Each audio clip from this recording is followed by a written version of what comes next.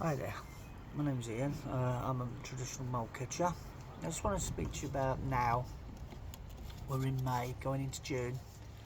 I'm getting a lot of inquiries about moles appearing in gardens in the middle of estates, housing estates. What is happening is now the moles, especially the male, is very, very territorial and they do fight to the death. What happens is now the youngsters are born, and now the youngsters are going to be leaving the nest. So basically they start to travel above ground. This time of year you won't be surprised if you see a mole in daylight cutting across a road or shimmering across a lawn. It's because it's looking for a new nesting site. Once it's moved into and it finds a bit of grass in a garden, it is then now going to start digging because it wants a nest of its own and it wants a feeding area. So it's going to be coming up the ground, gathering garden material that it pulls actually down into its channels and its chamber as a nest. If it's a female moving on, it will build a nest. If it's a male, it will be now looking for a new female. Once it's in your garden, you will start seeing the mole starting to appear. A lot of people think it's good. It is good for some things, it's bad for the others. If you get a lot of rain, it fills up into the chambers.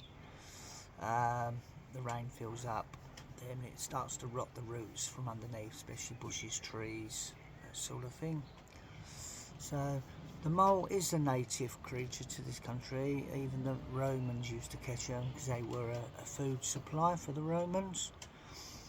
So under the 1996 Wildlife Act, it is illegal to actually put a mole into another area if it's going to suffer because it's not the right habitat, or it could cause a problem to your field, your agricultural, because it can get underneath and it can start destroying the crop, rotting the roots.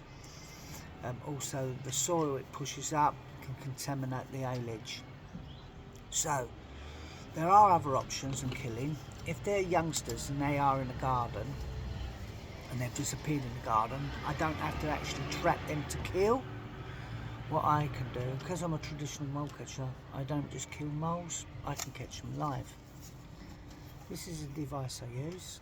It's basically, I dig out the channel, I insert this in, and what happens, the mole goes into there, comes to come out there, it's got a trapdoor, it's now stuck in there. But if I lay this, I have to check these every 24 hours, otherwise the mole could suffer and I will break the law. And not a matter of breaking the law, I don't want the mole to suffer.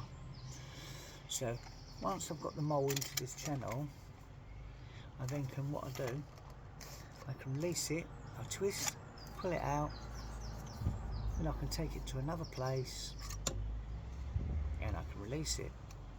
So if you have got moles in your garden now, in an area which is middle of a county away from any fields and countryside, it will be a youngster. I don't really want to kill the youngsters, you know.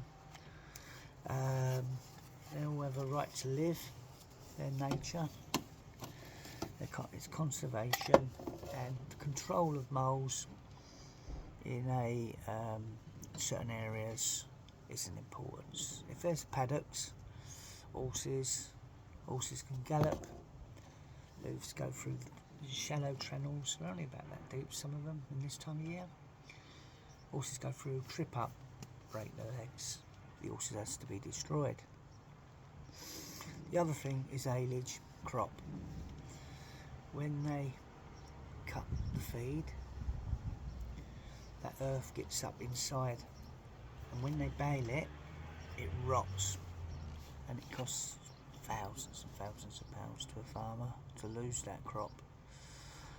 So that's another reason why we do remove moles. I can remove one or two from a garden. I don't have to kill it, but if it's near, the mole is actually near an area where it can affect like say agricultural land, different aspects. The mole has to be destroyed, and it's a cull, you know, it has to be done. But I would like, if I catch these, take 2 to 3 days before a mole will go into that. So it is basically checking these every 20. So if you want me to catch your mole alive, it has to be under a certain situation of where the mole is, and certain situation where the mole can go. I don't want to put that young mole into an area where it's going to suffer. It's got to have food, it's got to be the right habitat, it mustn't affect agricultural areas, and it must not go back into a residential area and not return within 3 miles of its own, the location I catch it. So if you want to, follow me. If you get moles anywhere in South Hams or Dartmoor and it's in a garden, that means it's a young mole. I will remove it and put it somewhere else, a place where it can't affect anyone. Okay, thank you. So please follow, and if you are in South Hams, Dartmoor, and you want me to remove a mole from your garden, I can do that. Anyway, thank you very much. Do follow me and share.